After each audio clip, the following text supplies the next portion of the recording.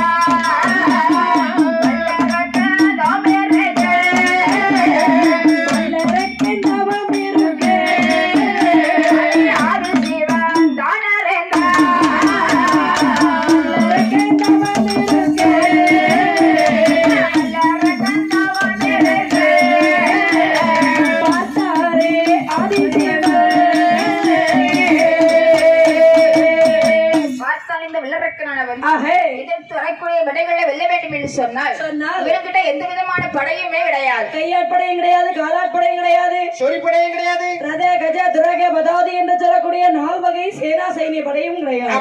அதனால இந்த மக்களை படை கொண்டு வெல்ல முடியாது, நம்முடைய புத்தியை கொண்டு வெல்ல வேண்டும் என்று சொல்லி அடர்ந்த வனத்திலே வந்து கண்ணை மறந்து வெகிலென்று வாராமல் மழை என்று வாராமல் அண்ணன் ஆகாரமின்றி ஊன் உறக்கமின்றி பஞ்ச பூதங்களை ஒருநிலைப்படுத்தி இந்த வல்லரக்கன் 12 வருட